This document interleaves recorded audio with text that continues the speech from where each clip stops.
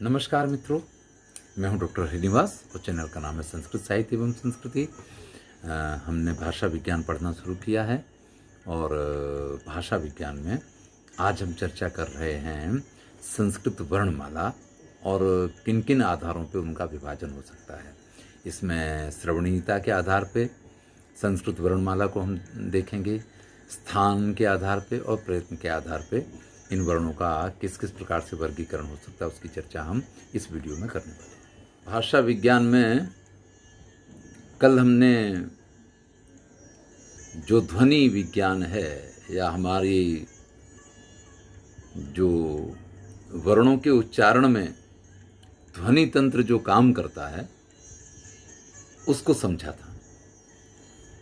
आज हम संस्कृत वर्णमाला को समझेंगे। वैसे तो आप सभी संस्कृत के विद्यार्थी हैं तो आपके लिए ये प्रक्रिया बड़ी सरल है। मैंने जब इसको पढ़ा था तो मुझे बहुत सरल लगा था, क्योंकि अगर आपको एक सूत्र याद है, तुल्यास्य प्रयत्नम सवर्णम, तो आप ये मान लीजिए कि आपको ये पूरा संस्कृत वर्णमाला और ध्वनियों का वर्गीकरण आपको आता है। अगर खाली आपने तुल्यास्य प्रयत्नम सवर्णम सूत्र को सांगोपांग का अर्थ होता है उसकी वृत्ति के साथ में पढ़ा है, याद किया है। तो देखते हैं। तो संस्कृत वर्णमाला अथवा ध्वनियों का वर्गीकरण ये हमारा आज का विषय है।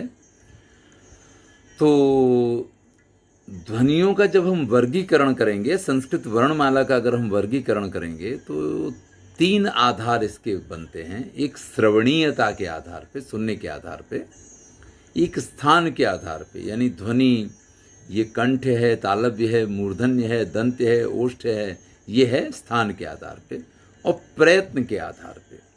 देखिए, कल हमने जब ध्वनि यंत्र को पढ़ा था तो उसमें हमने उसके 5 अंगों की चर्चा की थी। सबसे पहले हमने चर्चा की थी फेफड़ों की, जहाँ से श्वास प्रश्वास चलता है। फिर हमने स्वर यंत्र की बात की थी, ग्रसनिका की बात की थी, मुख विवर की बात की थी और नासिका विवर की बात की थी। इतनी चीज़ों की चर्चा कल हमने की थी। तो इसमें फेफड़ों के और स्वर यंत्र के साथ जो आता है वो प्रयत्न वाली बात है। फेफड़ों से जो निकलता है वो प्रयत्न होता है उसमें। और स्थान जो मुख विवर में कहाँ कहाँ वो श्वास टच होगा, तालु में या कहाँ पे, वो स्थान है। और श्रवणीयता का जो आधार है ये आपका आधार माना जाता है, जिसको आप स्वर तंत्र का मुख्य आधार मानेंगे। तो चलिए इन 3 आधार पे हम इसकी चर्चा शुरू करते हैं। श्रवणीयता के आधार पे 3 भागों में इन वर्णमाला को बांटा जाएगा। स्वर, जिनके उच्चारण में स्पष्टता होती है और आप उसको सुन भी स्पष्ट रूप से सकते हैं। व्यंजन, कई बार तो ऐसा कहा जाता है कि व्यंजनों का स्वतंत्र उच्चारण ही संभव नहीं है जब तक उसके साथ स्वर नहीं मिलेगा। लेकिन भाषा वैज्ञानिक ये मानते हैं कि नहीं भाई, व्यंजनों का उच्चारण संभव है, अकेले व्यंजनों का भी उच्चारण किया जा सकता है। तो व्यंजन जो स्वर के बिना बहुत जोर से बोले नहीं जा सकते हैं, आप सब जानते हैं व्यंजनों के बारे में। अब हम दोबारा से क्या चर्चा करें, ये तो आगे जैसे जैसे आएगा चर्चा करेंगे। और इसका तीसरा प्रकार है अंतस्थ, जो आधे स्वर होते हैं और आधे व्यंजन होते हैं। अब अगर हम स्वरों की चर्चा करें तो जैसा कि आप जानते हैं कि अचाह स्वराह, अचों को स्वर कहा जाता है। और अच में जिन जिन का समावेश होता है वो क्या है, आ ई उ रिल रु ए ओ ऐ औ च आ जाता है। तो ऐ औ तक ये स्वर माने गए हैं हमारे यहाँ संस्कृत के स्वरों की जब हम बात करते हैं तब। अब स्वरों का उच्चारण स्पष्ट है, स्वतंत्र है, उसमें किसी प्रकार की समस्या नहीं है, तो हम जानते हैं। लेकिन व्यंजनों के उच्चारण के संदर्भ में हमारे शास्त्र ये कहते थे कि भाई व्यंजनों का अकेले उच्चारण संभव नहीं है। आप बोलेंगे तो क, उसमें आ ही जाता है। जब तक आप उस आ को भार नहीं दे रहे हैं और खाली क ख ग घ, तो वो कैसे आप उसका उच्चारण करेंगे। तो इन्होंने एक शब्द दिया, कार्त्स्ने।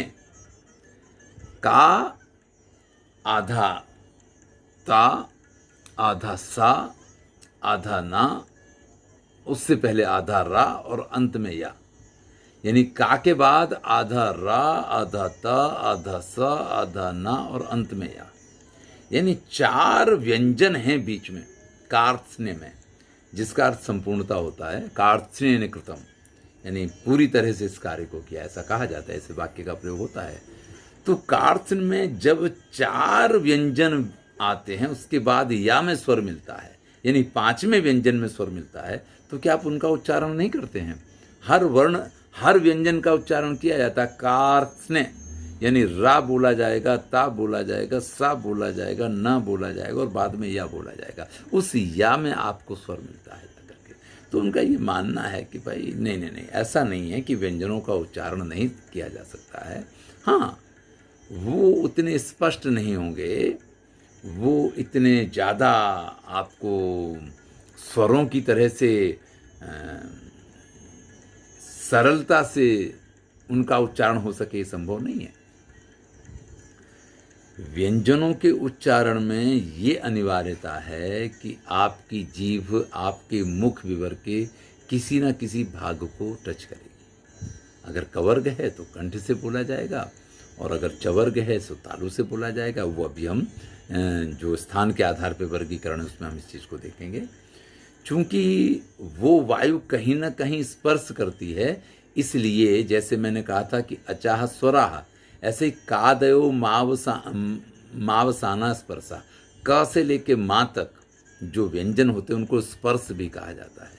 तो व्यंजनों की एक दूसरी संज्ञा क्या है? स्पर्श है। अगर आप लोग, आपको याद है तो कोई समस्या नहीं, लेकिन अगर आप लिखना चाहते हैं तो लिख भी सकते हैं कि स्वरों को संस्कृत में अच कहा जाता है, व्यंजनों को स्पर्श संज्ञा दी गई है। कादयो मावसाना स्पर्शा।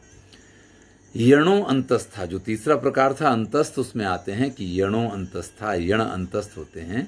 यणों को अंतस्थ क्यों कहा जाता है? यण में या व राला का समावेश होता है, क्योंकि न तो ये स्वरों की तरीके से स्पष्ट होते हैं और ना ही ये व्यंजन की तरीके से अस्पष्ट होते हैं। ये व्यंजन और स्वर, देखिए सबसे पहली संधि अगर आपने लोक सिद्धांत पढ़ी तो यण संधि पढ़ी। एका स्थाने यण स्यात् अच संगीतायाम विषय, यानी इक के स्थान पे यण हो जाता है अगर सामने अच हो। तो इसका अर्थ ये होता है कि एक स्वर उसके बाद दूसरा स्वर आता है और वो स्वर ज़्यादा तीव्र होता है, तो उसके पहले का स्वर जो है वो अंतस्थ हो जाता है। सुधी उपास्या, तो सुधी का जो धाका ई था वो या हो गया और शुद्धि उपास्या हो गया। तो वैसे तो वास्तव में क्या था? सुधी और उपास्य। तो सुधी में ई और उपास्य का उ, ये दोनों स्वर ही थे, लेकिन क्या हुआ कि उपास्य के उ के आगे सुधी की ई जो है वो थोड़ा सा उसकी उच्चारण में आप उतनी स्पष्टता और शक्ति का प्रयोग नहीं करते हैं, इसलिए वो क्या हुआ कि वो बदल के यण हुआ उसको और वो अंतस्थ हो गया। तो अंतस्थ जब यण संधि होती है तो स्वर का अंतस्थ यावा राला में से कुछ होता है और वाह ऊठ से क्या होता है? वाह को ऊ होता है। जैसे ऊ को वाह होता है यण में, ऐसे जब ऊठ होता है तो वाह को ऊ होता है। तो ये जो अंतस्थ हैं या वा रा ला, ये कहीं ना कहीं या तो स्वर और व्यंजन के मध्य की स्थिति में है, आप ऐसा मान सकते हैं। न तो ये पूरी तरीके से स्वर के स्वरूप में रहते हैं, न ये पूरी तरीके से व्यंजन है, इसीलिए इनको अंतःस्थ, अंतः यानी दो के बीच में स्थित, इस प्रकार की इनकी संज्ञा की गई है। तो ये हमने श्रवण के आधार का वर्गीकरण देखा। अब स्थान के आधार पर अगर हम वर्णमाला का वर्गीकरण देखें तो इससे तो आप बहुत अच्छी तरीके से परिचित हैं। अकुहु विसर्जनीयानां कंठा, इचुयशानां तालु, ऋटुरसाणां मूर्धा, लितृरसानां दंता, उपपद्यमानीयानां ओष्ठौ, यमगणनानां नासिका च, ओद एदयितो कंठतालु, ओदौतो कंठोष्टम, वकारस्य दंतोष्टम, जिह्वामूल्यस्य जिह्वामूलम। ये पूरा तुल्यास्य प्रयत्नम सवर्णम उसी की सारी वो हैं। तो जरा हम चर्चा शुरू करते हैं। स्थान के आधार का जब वर्गीकरण, हम भाषा विज्ञान पढ़ रहे हैं, हम इस समय संस्कृत व्याकरण नहीं पढ़ रहे हैं। तो ये कहते हैं कि काकल्य, जो उरस्य इनको कहा गया है, काकल्य वर्ण होते हैं, उरस्य इनको कहा है। कल हमने चर्चा की थी कि ओम का उच्चारण करते हैं, तो ओम का उच्चारण हम कहाँ से, हमें नाभि से करने की कोशिश करनी है। लेकिन नाभि से पहले वो, सबसे पहले तो ओम यहाँ से शुरू होता है, और फिर वो अगर आप उसको हृदय तक ले जा पाते हैं तो अच्छी बात है, और नाभि तक ले जा पाए तब तो बहुत अच्छी बात है। तो ये एक पूरी प्रक्रिया होती है इसकी। तो काकल्य, उरस्य कहा है इसको। फिर जिह्वा मूलीय, दूसरे प्रकार के वर्ण होते हैं, उनको जिह्वा मूलीय कहा जाता है। कल हमने इसकी चर्चा की थी कि जब हमने बताया था कि ये मुख का अगर ऊपर की छत है और जीभ जहाँ से प्रारंभ होती है तो उसको जिह्वा मूली कहते हैं। कंठ, या हमने इसको कोमल तालु की संज्ञा दी थी कि जो मांस का टुकड़ा एक लटकता है ना, उसको हमने कोमल तालु कहा था। नासिक के, जो नासिका से बोले जाते हैं। कंठ, तालव्य, कंठोष्ठ्य, मूर्धन्य, तालव्य, दंत्य, दंतोष्ठ्य, द्विओष्ठ्य, और फिर से काकल दिया हुआ है। तो इन्होंने यहाँ पे 10, फिर से अगर आपको लिखना है तो कौन कौन से 10 स्थान इन्होंने माने हैं भाषा विज्ञान के अनुसार। तो पहला स्थान है काकल्य, दूसरा स्थान है जिह्वा मूलीय, तीसरा स्थान है कंठ्य या कोमल तालव्य, कोमल तालु कहते हैं इसको। नासिक्य, कंठ, तालव्य, दोनों के मिक्सर से जो बोला जाएगा। फिर कंठोष्ठ है, मूर्धन्य है, तालव्य है, दंत है, दंतोष्ठ है, और द्विओष्ठ है। ऐसे 11 इन्होंने प्रकार बताए हैं इसके। चलिए 11 स्थान बताए हैं। अब काकल्य की जब हम बात करते हैं तो स्वर तंत्रियों के मध्य में स्थित जो वायु है वो काकल्य कहलाता है। यानी स्वर तंत्रियों के बीच से जो वायु निकलता है, और अगर वो वायु आपके मुख विवर के किसी भी स्थान को स्पर्श किए बिना आता है तो ये वर्ण काकल्य कहे जाएंगे। जैसे अह, अह जो हम बोलते हैं, तो इसके लिए विसर्ग के लिए जो है विद्वान ऐसा मानते हैं कि ये काकल्य या उरस्य है, इसको इस प्रकार से बोला जाता है। और वर्ण नहीं है इस प्रकार के। लेकिन यहाँ देखिए ध्वनि की बात है, वर्ण की बात हो ना हो, लेकिन ध्वनि की बात है। और जब हम आहा कहते हैं तो उसमें हा कहीं ना कहीं आता है। हमारे यहाँ तो अकुह विसर्जनीय नाम कंठा, आ क हा और विसर्ग इसका कंठ स्थान माना गया है। तो काकल्य हमारे यहाँ स्थान नहीं है इसके हिसाब से, तुल्याश्य प्रयत्नम या सिद्धांत कौमुदी या हमारे संस्कृत व्याकरण के अनुसार। लेकिन भाषा विज्ञान इस विसर्ग को या हा को जो है ये काकल्य स्थानीय या उरस्य मानता है, अंदर से आए इस बात को। चलिए दूसरा स्थान इनका जो है वो जिह्वा मूली है। तो जिह्वा मूली के बारे में हम आप जानते हैं, आपको क्योंकि इसमें भी दिया हुआ है, तुल्याश्य प्रयत्नम सवर्णम में भी दिया हुआ था, उसमें उस सूत्र में भी ये है अह क अह खा इति कखाभ्याम प्रागर्ध विसर्गो अहपा इति पफाभ्याम उपपद्यमानिया नाम। तो ये वहाँ पे दिया हुआ है। और इसमें हम एक निशान देखते हैं कि आधा चंद्राकार ऊपर है और आधा चंद्राकार नीचे होता है, न विसर्ग का निशान है। तो इसको जिह्वा मूलीय कहा गया है। उच्चारण तो चूँकि आपको भी कितना मालूम है मुझे नहीं मालूम है, और मुझे भी कितना मालूम है, क्योंकि इस प्रकार के इन वर्णों का उपयोग जो है, क्योंकि इसको संज्ञा दी गई है अर्ध विसर्ग कहते हैं। इसको क्या कहते हैं? अर्ध विसर्ग कहते हैं। ये संस्कृति ही ऐसा है कि जहाँ अर्ध विसर्ग भी मिलेगा, आधा आ अवग्रह की जो निशानी होती है, इंग्लिश के एस जैसा लिखा मिलता है, ये संस्कृत में ये सारी चीज़ें पाई जाती हैं। तो ये जो अर्ध विसर्ग है इसको जिह्वा मूलीय कहा जाता है। तो आप ये समझ लीजिए कि जिह्वा जहाँ से जीभ शुरू होती है उसके मूल से इसका उच्चारण होगा अह का अह ख इति खखाभ्याम, अह का अह ख इति खखाभ्याम, इस प्रकार से जब बोला जाएगा तो उसको जिह्वा मूल्य कहा जाता है। चलिए, हमने दो देखे। अब कंठ या कोमल तालव्य, तो ये तो बड़ा स्पष्ट है। कंठ तो अकुह विसर्जनीयानाम कंठा हमारे यहाँ भी कहा गया संस्कृत में। तो कंठ का अर्थ कोमल तालु भी ये मानते हैं। तो देखिए, कंठ में ही वो जो मांस पिंड जैसा लटकता है वो कंठ में ही पाया जाता है, और वहाँ होने के कारण इसको कोमल तालव्य भी मानते हैं। ये भाषा वैज्ञानिक कहते हैं। अब कंठ से उच्चरित होने वाली जो ध्वनियाँ हैं या जो वर्ण हैं वो हम कई बार कह चुके हैं कि आ कु ह विसर्जनीयानाम कंठा, ये आपके यहाँ लिखा हुआ है। तो स्वरों में से अ, अब ये ह्रस्व हो या दीर्घ हो उससे फर्क नहीं पड़ता है। कु यानी कवर्ग, क ख ग घ ङ ये जो हैं, और हा और विसर्ग। अब चूंकि हा को यहाँ काकल्य माना गया है, विसर्ग को काकल्य माना गया है, और अर्ध विसर्ग को जिह्वा मूल्य माना गया है।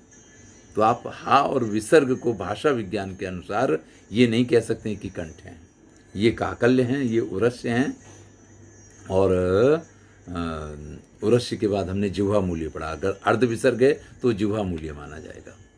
लेकिन आ स्वर और कवर्ग जो है ये कंठ वर्ण है, ऐसा स्पष्ट है। नासिक्य, जो नासिका से जिनका उच्चारण किया जाता है, तो नासिका अनुस्वार से, ये सीधा सीधा सूत्र है, आपको मालूम है कि जो अनुस्वार ध्वनियाँ हैं वो नासिक्य होती हैं। और इसके लिए आपको ये भी मालूम है कि कल हमने कहा था यम गणना नाम नासिका चा, यम गण न और मा ये नासिक्य हैं।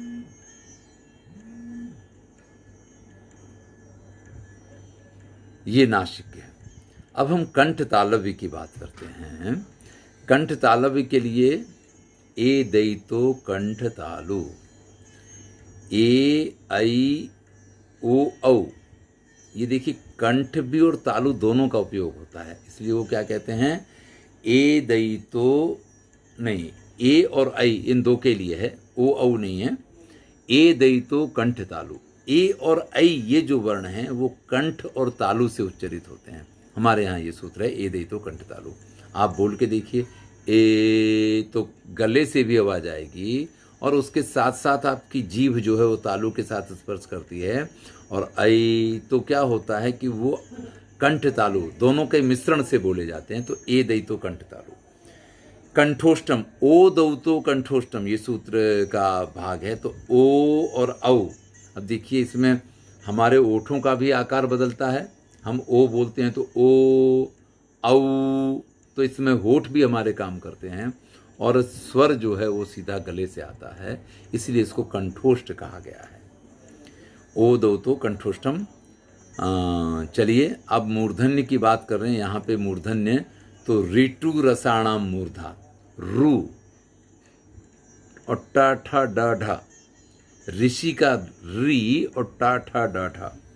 अब देखिए कई बार क्या होता है कि हम रा के साथ जब ई की मात्रा लगाते हैं तो वो भी री होता है? तो और जो ऋषि का री लिखते हैं उसमें भी री होता है। दोनों में अंतर क्या है? ऋषि का री अलग होता है और रा पे ई की मात्रा वो अलग होता है। लेकिन ये एक समान क्यों है?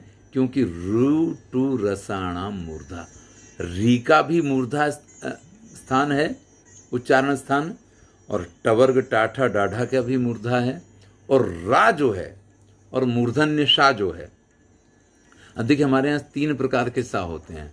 हम हिंदी में सा ख सा बोल जाते हैं। हिंदी वाले कभी उच्चारण में इस प्रकार का ध्यान नहीं देते हैं कि किस सा का उच्चारण कैसे किया जाएगा। अगर आपको मूर्धन्य सा बोलना है तो आपकी जीभ आपको ऊपर मूर्धा में, दांत के ऊपर जो मूर्धा का भाग कल बताया था कि अगर ये है तो ये तालु है और ये मूर्धा का भाग है, यहाँ पे आपकी जीभ टच होनी चाहिए। जब आप यहाँ जीभ टच करके बोलेंगे तो ये मूर्धन्य सा बोला जाएगा। सा सा सा सा, इस तरीके से बोलना है। और अगर हमें सा बोलना है तो उसके लिए दंत होता है, तो आपकी जीभ दांत से टच होकर के सा बोलिए। तो ये अंतर हमें समझना पड़ेगा। 3 शा के उच्चारण का अंतर हमें नहीं मालूम है कि शा बोलेंगे या शा बोलेंगे या शा बोलेंगे, तो उसका अंतर हमें पता ही नहीं होता है। फिर हम कहते हैं कि भाई सब इकट्ठा हो गया। कई बार तो क्या होता है कि जहाँ शा बोलना होता है वहाँ सा बोला जाता है, तो सुनने वालों को बड़ा ही पीड़ा होती है। शुरुआत में मेरे अंदर भी ये बहुत बड़ी बीमारी थी। हमारे एक मित्र सावली कॉलेज में थे, जब मैं पहले सावली कॉलेज में था, जयदेव शुक्ल, गुजराती के प्रोफेसर, लेकिन मैं उनको हमेशा गुरुदेव कह के बुलाया करता। अभी भी मतलब रिटायर हो गए हैं, वो हैं अभी। तो उन्होंने इस चीज़ को बड़ा सुधारा। उन्होंने बहुत बार मुझे टोका कि नहीं, ये आपको शा और शा का उच्चारण समझना चाहिए। आप संस्कृत के अध्यापक होकर के ऐसा कैसे कर सकते हैं, आप ऐसा कैसे बोल सकते हैं? क्योंकि हमारे यहाँ अवधि और इन सब में ब्रज भाषाओं में इनका कोई भेद ही नहीं रह गया है। अगर आप रामचरितमानस पढ़ते हैं तो वहाँ सा और शा का कोई अंतर नहीं है। इसलिए हमें थोड़ा इसके बारे में हम ध्यान नहीं देते हैं उतना, ठीक है ना। तो रू यानी ऋषि का री जो होता है, टवर्ग जो है, और रा है और शा जो है, इनका उच्चारण स्थान मूर्धा है। यहाँ षटकोणिया सा बोलते हो आप, जिसको हम मूर्धन्य शा बोलते हैं संस्कृत में, इनका स्थान मूर्धा है। इसके बाद तालव्य की बात करते तो हमारे यहाँ सूत्र है कि ईचु यसा नाम तालु, ई चवर्ग या और शा। अब देखिए ये शा जब आप बोलते तो सीटी जैसी बजनी चाहिए आपके मुंह में से। एक शा होता है उसमें सीटी की आवाज आनी चाहिए, हैं? तो अगर आप जिसको तालव्य शा बोलते हैं, अगर वो शा बोल रहे हैं तो यहाँ पे बिल्कुल सीटी की जैसी आवाज आनी चाहिए, तो उस शा का उच्चारण, नहीं तो फिर वो दंत सा हो जाएगा। तो ई चू, ई च यानी चवर्ग, चा छा जा झा या और शा, इनका जो है उच्चारण स्थान तालु है।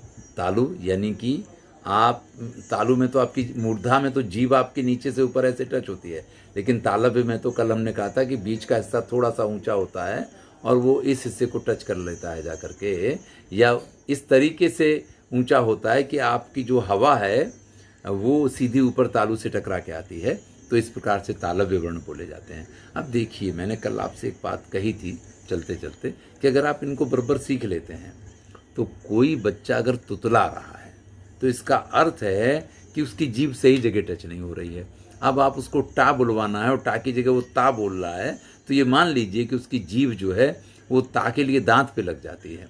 कई बार लोग हमारे यहाँ गुजराती में टपाल बोलते हैं, तो टपाल की जगह तपाल, तो वो टा नहीं बोलते, ता बोलते हैं।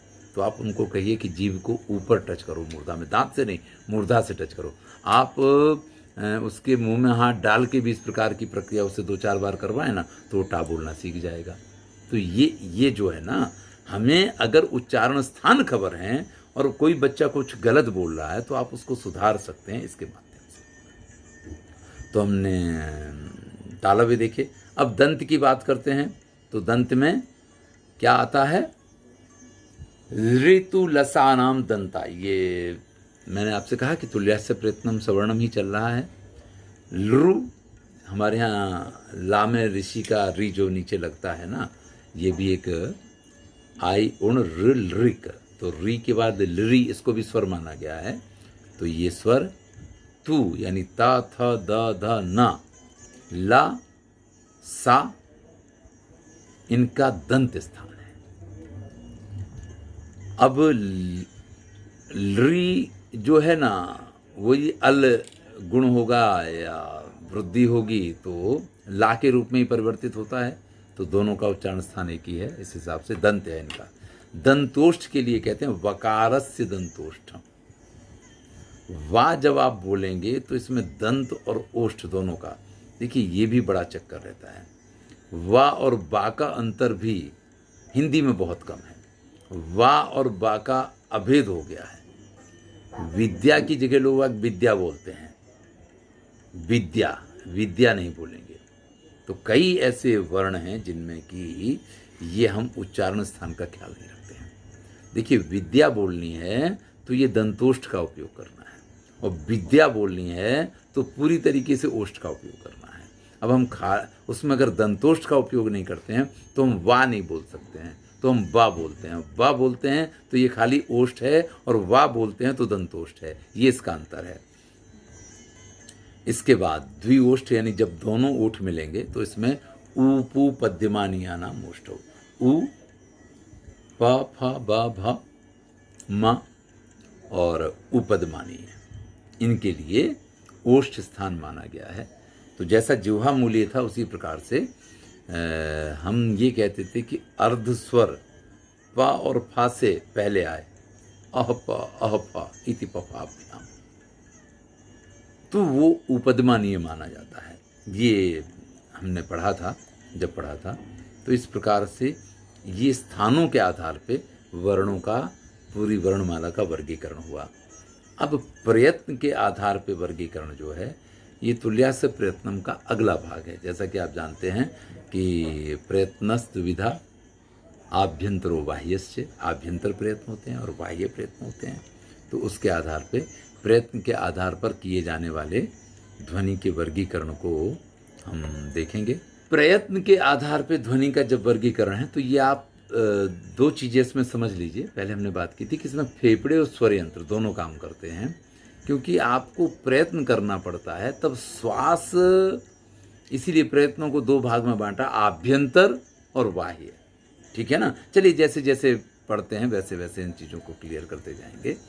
तो आभ्यंतर तो आप जानते हैं कितने प्रकार के होते हैं, 5 प्रकार के होते हैं। और बाह्य प्रयत्नस्तु एकादश था, बाह्य प्रयत्नस्तु एकादश था। बाह्य प्रयत्न जो हैं वो जैसा कि आप जानते हैं कि 11 प्रकार के होते हैं। तो पहले आभ्यंतर की बात करें तो स्पष्ट, ईसत स्पृष्ट, ईसत विव्रत, विव्रत और संवृत, ये 5 प्रकार हैं।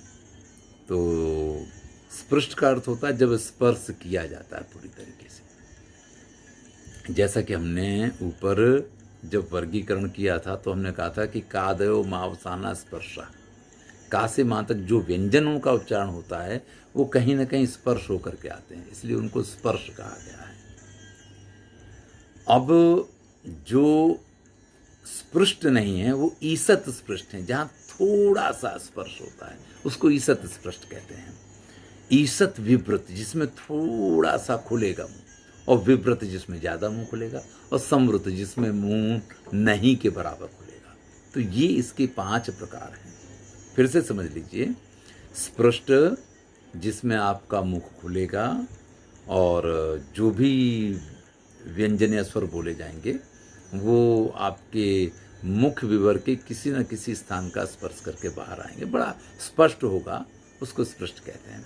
फिर कहते हैं ईसत स्पृष्ट, जिसमें थोड़ा सा तो स्पर्श होता है, ज़्यादा नहीं होता है। फिर ईशत विव्रत, जिसमें मुंह थोड़ा खुलता है, और विव्रत जिसमें मुंह पूरी तरीके से खुलता है, और समृत जिसमें मुंह बहुत कम खुलता है। अब आप समझ लीजिए कि जब भी आप दीर्घ स्वर बोलेंगे तो आपका मुंह पूरी तरीके से खुलेगा, आ ई ऊ, और जब आप कम शक्ति लगा करके स्वर बोलेंगे तो उसमें ईशत विव्रत होगा, अ ई उ ए में तो चूंकि वो तो दीर्घ होता है तो उसमें वही स्थिति आ जाती है विव्रत वाली। तो इसमें आप ये भी समझ सकते हैं कि ईशत विव्रत में कई बार आपको जो ह्रस्व हैं वो मिलेंगे और विव्रत में आपको दीर्घ मिलेंगे, लेकिन यही जरूरी नहीं है, कुछ वर्ण भी ऐसे हैं जिनका इसमें प्रयोग होता है। हाँ, संवृत के लिए ये कहते हैं कि संवृत मुंह बंद करके आप क्या बोलोगे, मतलब ओष्ठ वर्ण हैं वो मुंह बंद करके नहीं बोले जाते हैं। माँ बोला जब जाता है तो माँ बोलने से पहले हवा आती है लेकिन होठ उसको बंद कर देते हैं, इसलिए वो प फ ब भ होता है, लेकिन बंद करने के बाद फिर से वो खुल जाता है। आप जब पूरी तरीके से अपने मुख विवर को बंद रखेंगे तो इसके लिए ये कहा जाता है कि बिल्कुल जो व्यंजन में आप स्वर उपयोग करते हैं, कि कहा कि हम व्यंजन में किसी स्वर का प्रयोग नहीं करेंगे, आपने बोला को खो गो घो इस प्रकार से जब आप उच्चारण कर रहे हैं तो इसमें जो आ है आप ये मान सकते हैं कि ये समृद्ध के ध्वनि हो सकती है। इसके अलावा समृद्ध से आप किसी का ध्वनि का वो कर पाएँ, ये संभव नहीं है। तो अब देखिए इनकी और संज्ञाएं दी हैं। तो स्पर्श में का से मा तक होते हैं, और ईसत स्पृष्ट में क्योंकि इसमें थोड़ा सा स्पर्श होता है तो जो अंतस्थ हैं यावा राला उनका समावेश होता है। ईसत विवृत में ये शा शा शा और हा, तीनों प्रकार के शा और हा का विवृत में सभी स्वरों का ये समावेश करते हैं। और संवृत में जैसा कि मैंने कहा कि बिल्कुल छोटा वाला आ है उसका समावेश होता है। तो फिर से समझ लीजिए कि स्पर्श में जो स्वर व्यंजन है वो आए, ईसत स्पृष्ट में जो यण है वो आए, और ईषद विवृत में शल ऊष्माणा जो शल प्रत्याहार में आते हैं वो वर्ण आए हैं, और विवृत में अचाह स्वराह का समावेश हुआ है, और संवृत में ये सिर्फ आ का समावेश करते हैं। ये इसकी प्रक्रिया है। चलिए, तो ये आभ्यंतर प्रयत्न हो गए। बाह्य प्रयत्न स्वीकादस्था, विवारा संवारा श्वासो नादो घोषो घोषो अल्पप्राण महाप्राण, उन सब का समावेश इसमें होता है। तो कल हमने ध्वनि यंत्र के संदर्भ में जब स्वर यंत्र की बात की थी तो हमने अघोष और घोष की चर्चा की थी। हमने ये कहा था कि जो हमारी स्वर तंत्रिका होती है, जो स्वर तंत्र होता है, उसमें होठ जैसी दो झिल्लियाँ होती हैं। जब वो झिल्लियाँ बिल्कुल निस्पंद अवस्था में और अपने स्थान पे बनी रहती हैं तो कोई घोष नहीं करती हैं, तो अघोष वर्णों का उच्चारण होता है। और अघोष वर्ण में हमारे पास दो प्रकार के वर्ण आते हैं, जो वर्ग के पहले हैं और दूसरे हैं, यानी क ख च छ ट ठ प फ त थ, इनका समावेश होता है। तो ये अघोष हैं। और घोष या सघोष जिनको आप कहेंगे तो उसमें वही तंत्रियाँ जो अवरुद्ध होती हैं, एक दूसरे के साथ स्पर्श करती हैं। तो ऐसी स्थिति में उनका उच्चारण होता है। कल हमने आपसे उच्चारण भी करवाया था कि क ख बोल के देखिए, फिर ग घ बोल के देखिए, तो आपको अलग अलग दोनों का। तो इनको घोष या भाषा विज्ञान इसको सघोष कहता है। तो अघोष में जिसमें घोष यानी कि गुंजन ना हो, और घोष का अर्थ है जिसमें गुंजन हो, जिसके अंदर, यहाँ गुंजन भंवरे वाले गुंजन की नासिकी की बात नहीं है।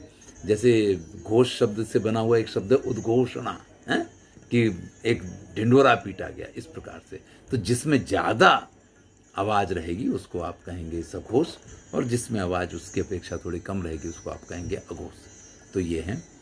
अब अल्प प्राण और महाप्राण की बात करें तो अल्प प्राण में वर्गाणाम प्रथम तृतीय पंचमा ये आएंगे, और महाप्राण में वर्गाणाम द्वितीय चतुर्थ वो आएंगे।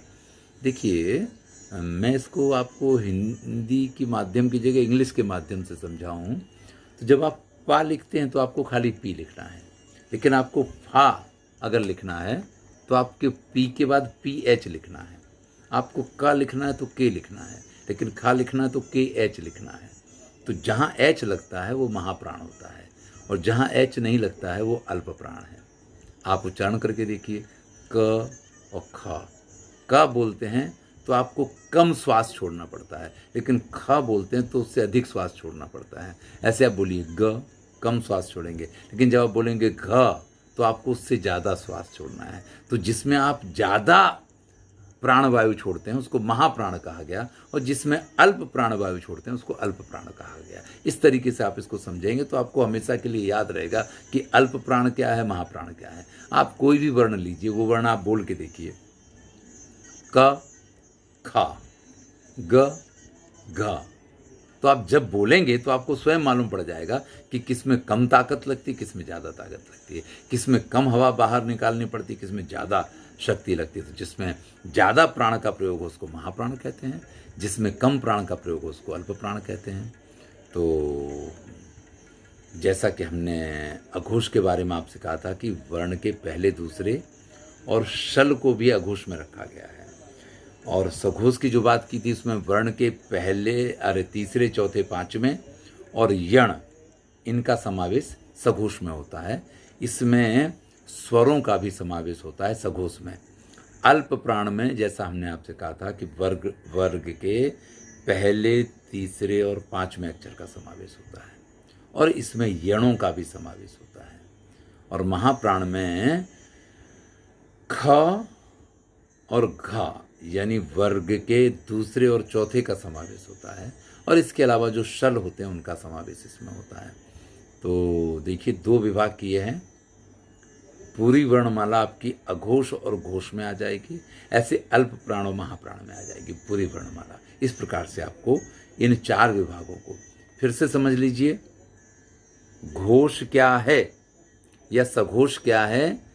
जब आपके स्वर तंत्र की झिल्लियां एक दूसरे के साथ स्पर्श करती हैं। और अघोष क्या है? जब स्वर तंत्र की झिल्लियां अपनी जगह स्पष्ट रहती हैं, वो संचलन नहीं करती, निष्पन्द रहती हैं। अल्प प्राण का क्या है? जब आप कम श्वास आपको छोड़नी पड़ती है वर्ण बोलने के लिए। और महाप्राण क्या है? जब आपको ज़्यादा शक्ति का प्रयोग करना पड़ता है, आपको ज़्यादा प्राणवायु का उत्सर्जन करना पड़ता है, उसको महाप्राण कहा गया है। ये इसका अंतर है। धन्यवाद। तो इस प्रकार से ये हमने श्रवणीयता, स्थान और प्रयत्न के आधार पे जिस प्रकार से संस्कृत वर्णमाला का विभाजन होता है उसको देखा है। अगली वीडियो में हम ध्वनि परिवर्तन के कारणों की और उनकी दिशाओं की चर्चा करेंगे। मैं हूं डॉक्टर हरिनिवास और चैनल का नाम है संस्कृत।